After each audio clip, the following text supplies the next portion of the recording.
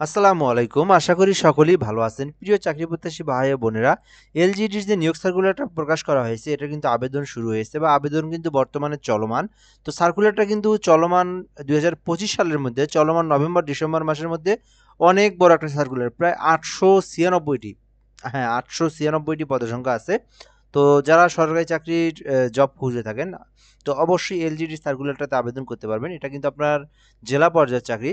তো বেসিক্যালি এটা নিজের জেলাতে নাও দিতে পারে, আপনার চাকরি হওয়ার পরে আশেপাশের কোনো জেলাতে দিতে পারে। এখানে লেখা আছে কিন্তু দেশের বিভিন্ন পৌরসভার জন্য নিম্নবর্ণিত শূন্যপদ, অর্থাৎ বাংলাদেশের পৌরসভাতে যে নিয়োগগুলো হয় আর কি, এলজিডির যে প্রকল্পের যে লোকগুলো থাকে, তো সেই জায়গায় কিন্তু আপনাকে নিয়োগ দেওয়া হবে। প্রকল্প না, এটা আপনার একদম স্থায়ী চাকরি।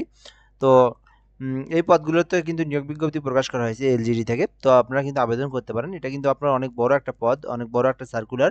৮৯৬ টি পদসংখ্যা আছে যেখানে। তো ২ টা সার্কুলার আছে। এলজিডির একটা সার্কুলার এখানে দেখতে পারতেছেন। তো আরো একটা সার্কুলার আছে সহকারী প্রকৌশলী, উপসহকারী প্রকৌশলী। সো ২ টা সার্কুলার নিয়ে আমরা আজকে সুন্দরভাবে আপনাদেরকে দেখে দেওয়ার চেষ্টা করব।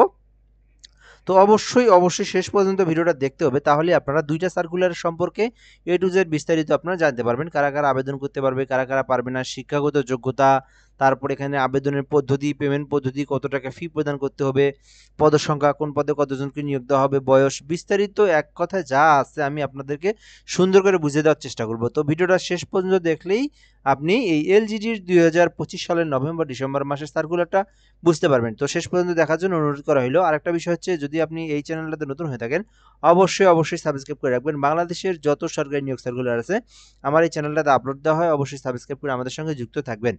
এই হলো বিষয়। তো আমরা এখান থেকে দেখব, বলা আছে যে স্থানীয় সরকার বিভাগের আওতাধীন দেশের বিভিন্ন পৌরসভার জন্য নিম্নবর্ণিত শূন্যপদ সমূহে সরাসরি নিয়োগের মাধ্যমে পূরণের নিমিত্তে পদের পাশে উল্লেখিত যোগ্যতা ও বর্ণিত শর্তে প্রকৃত বাংলাদেশী নাগরিকদের নিকটতে অনলাইনে আবেদনের জন্য আহ্বান করা যাচ্ছে। অর্থাৎ এই বিষয়টা আপনাদেরকে একটু বুঝতে হবে, তারপরে আমরা মূল সার্কুলার চলে যাব। তো আপনারা কমেন্টে এই প্রশ্নগুলো বেশি করে থাকেন। তো এইখানে আমি আপনাদেরকে বিষয়টা বুঝে দিলে আপনারা সকল প্রশ্নগুলোর উত্তর পেয়ে যাবেন।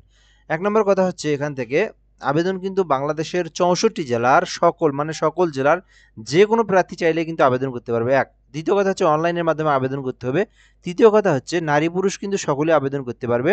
চতুর্থ কথা হচ্ছে, আপনারা যে প্রশ্নটা করে থাকেন যে পরীক্ষা কোথায় হবে? পরীক্ষা কিন্তু ঢাকাতেই হবে। তো বেসিক্যালি আগে বিভাগীয় পর্যায়ে পরীক্ষা হইলেও কিন্তু বড় সার্কুলারগুলো বিভাগীয় পর্যায়ে হতো, কিন্তু চলমান আপনাদের যে দুর্নীতি হচ্ছে, যেমন খাদ্য অধিদপ্তরের পরীক্ষায় দুর্নীতি, সো এই কারণে কিন্তু আর বিভাগীয় পর্যায়ে পরীক্ষা নেওয়ার কিন্তু এই বিষয়টা কিন্তু একবার অফ করে দিয়েছে। তো ঢাকাতেই কিন্তু পরীক্ষা হওয়ার সম্ভাবনা 99% বা ঢাকাতেই হবে, হ্যাঁ?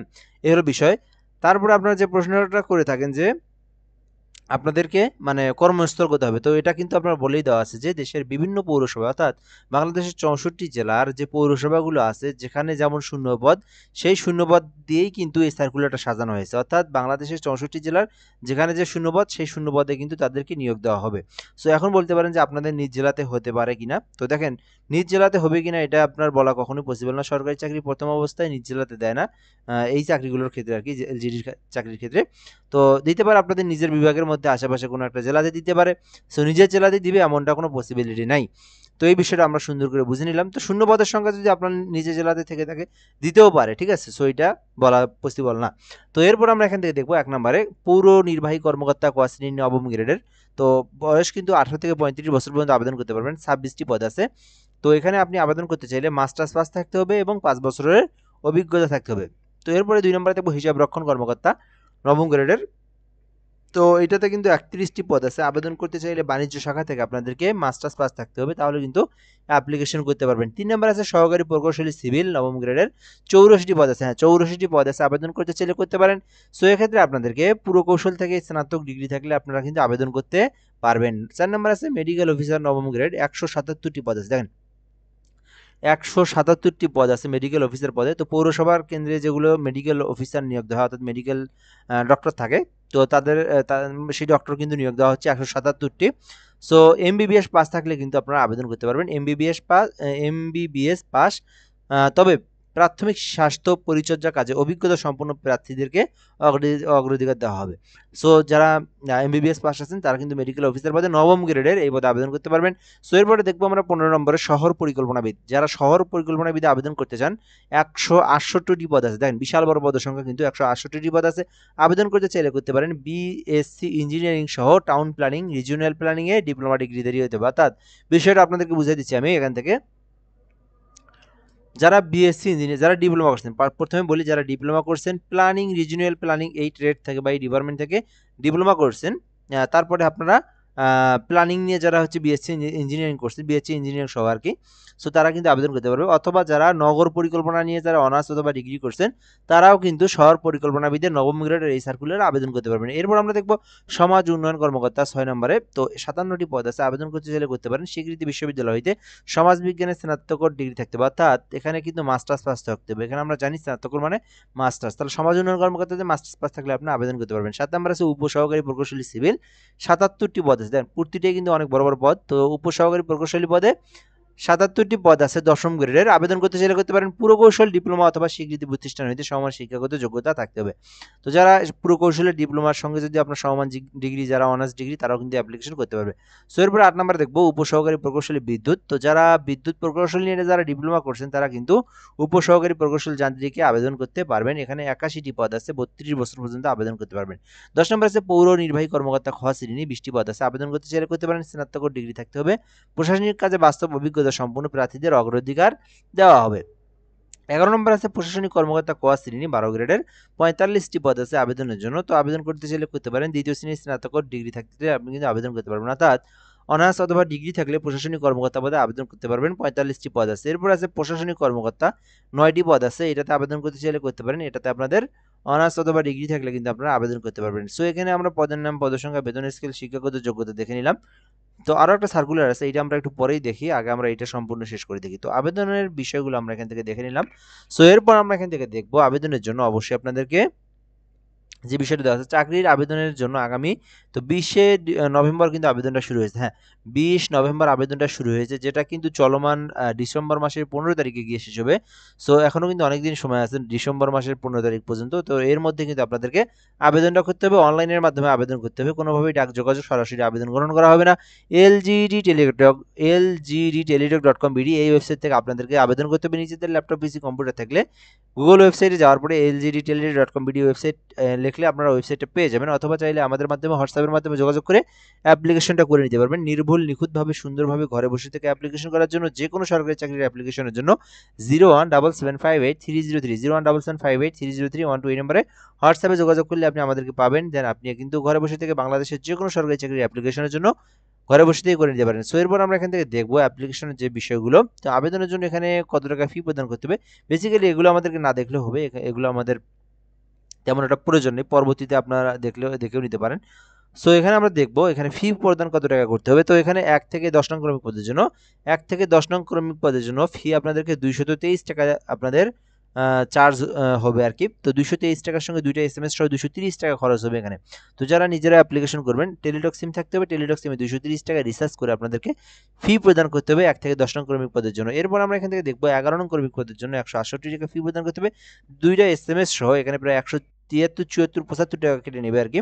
তো 175 টাকা আপনারা রিচার্জ দিবেন 11 নং পদের জন্য আবেদন করতে চাইলে। এরপর আমরা এখান থেকে দেখবো 12 নং ক্রমিক পদে যদি কেউ অ্যাপ্লিকেশন করে থাকেন সেক্ষেত্রে 112 টাকা, দুইটা এসএমএস সহ 118 টাকা খরচ হবে। সো 120 টাকা আপনারা রিচার্জ করবেন যারা 12 নং ক্রমিক পদে আবেদন করবেন। সো এই হলো বিষয়। তো আমরা এখান থেকে পেমেন্ট কত টাকা সেটাও দেখে নিলাম। এখন পেমেন্ট পদ্ধতিটা আমরা এখান থেকে দেখবো। তো এইটার পেমেন্ট পদ্ধতি আর এইটার পদ্ধতি কিন্তু একই।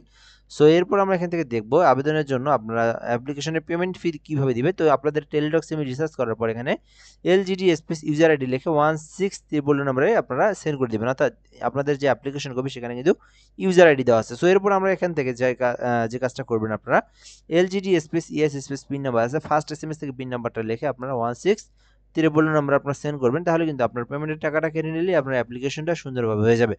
সো এরপর আমরা এখান থেকে দেখব দ্বিতীয় নিয়োগ যে সার্কুলারটা, 1 নম্বরে আছে সহকারী প্রকৌশলী 44টি পদ আছে। সো এটাতে আবেদন করতে চাইলে করতে পারেন, অর্থাৎ দুইটাই LGD সার্কুলার একই বিষয়। তো এখানে সহকারী প্রকৌশলী যেটা সেটাতে 44টি পদ আছে। তো এটাতে সিভিল বা পানি সম্পদ কৌশল বিষয়ের দ্বিতীয় শ্রেণীর বা সমমানের জিপিএ সহ 4 বছর মেয়াদী স্নাতক সম্মান ডিগ্রি থাকলে আবেদন করতে পারবেন। তো যারা অনার্স অথবা ডিগ্রি করছেন পানি সম্পদ কৌশল বা এই বিষয়গুলোর উপরে, তো তারা কিন্তু সহকারী প্রকৌশলী পদে আবেদন করতে পারবেন। নবম গ্রেডে 44টি পদ আছে। 2 নম্বরে আছে উপসহকারী প্রকৌশলী, 49টি পদ আছে। আবেদন করতে চাইলে করতে পারেন। কোনো স্বীকৃত ইনস্টিটিউট বা শিক্ষা প্রতিষ্ঠান হইতে সিভিল ইঞ্জিনিয়ারিং বা সিভিল উড কনস্ট্রাকশন এনভায়রনমেন্ট বিষয়ে ন্যূনতম 4 বছর মেয়াদী ডিপ্লোমা। যারা ডিপ্লোমা করছেন কনস্ট্রাকশন বা এনভায়রনমেন্ট নিয়ে 4 বছর মেয়াদী, তারা কিন্তু উপসহকারী প্রকৌশলী পদে আবেদন করতে পারবেন। 49টি পদ আছে। সো এই হলো বিষয়। তো যারা আবেদন করবেন অবশ্যই আবেদন করতে পারেন। আগামী এটা কি 15 ডিসেম্বর পর্যন্ত সময় আছে এই সার্কুলারগুলোতে আবেদন করার। সবকিছু একই, এখান থেকে আবেদনের শুরু এটা হচ্ছে 19 নভেম্বর শুরু হয়েছে, শেষ হবে 18 ডিসেম্বর। তো একই বিষয় এখানে আপনার আবেদনের জন্য যে ওয়েবসাইট দেওয়া আছে, দুটোই কিন্তু এলজিডির ওয়েবসাইট থেকে আপনারা অ্যাপ্লিকেশন করতে পারবেন। এখান থেকে আমরা দেখব কত টাকা ফি প্রদান করতে হবে। তো এই পদে আবেদনের জন্য এখানে দেওয়া আছে, তো দেখে নিই আমরা এখানে কত টাকা ফি দিতে হবে। তো এখানে দেওয়াই আছে যে দুটি দুইটি কই গেল, হ্যাঁ দুটি এসএমএস এর মাধ্যমে আপনাদেরকে ফি প্রদান করতে হবে। তো ফি বাবদ পরীক্ষার ফি বাবদ 200 টাকা, 200 টাকা, 50 টাকা টেলিটক সার্ভিসের পাবেন, 223 টাকা হওয়ার কথা। হ্যাঁ 223 টাকা, হ্যাঁ এই যে 223 টাকা। তো এই পদে আবেদন করার জন্য 223 টাকা আপনাদেরকে টেলিটক সিমে রিচার্জ করবেন, অর্থাৎ 223 টাকা না 230 টাকা আপনারা রিচার্জ করবেন। 230 টাকা রিচার্জ দিতে হবে। হ্যাঁ এই দুইটা পদে আবেদন করার জন্য যে কোনো একটা দিয়ে আবেদন করেন, 230 টাকা আপনাদেরকে পেমেন্ট ফি রিচার্জ করবেন টেলিটক সিমে। তারপরে আপনারা এই যে এখানে দেওয়া আছে পদ্ধতি, সো এই পদ্ধতি অনুযায়ী আপনাদেরকে পেমেন্ট ফি প্রদান করতে হবে। তো আবেদনের পেমেন্ট ফিটা কিন্তু হয়ে গেলে কিন্তু আপনার আবেদনটা হয়ে যাবে। সো এই হলো মূলত বিষয়। তো যারা আবেদন করবেন করতে পারেন। ডিসেম্বর মাসের 15 তারিখ পর্যন্ত সময়সীমা আছে এই সার্কুলার আবেদনের জন্য। মোটামুটি অনেক বড় একটা সার্কুলার। সো সার্কুলার নিয়ে যদি আরও কোনো কিছু জানার থাকে কমেন্ট বক্সে কমেন্ট করে জানাতে পারেন। ইনশাল্লাহ আমরা আপনাদের রিপ্লাইয়ের মাধ্যমে সেই বিষয়গুলো আমরা দেখে দেওয়ার চেষ্টা করব। সো এ পর্যন্ত এই ভিডিওটা, ধন্যবাদ, ভালো থাকবেন। অবশ্যই চ্যানেলটাতে সাবস্ক্রাইব করে আমাদের সঙ্গে যুক্ত থাকবেন। আসসালামু আলাইকুম।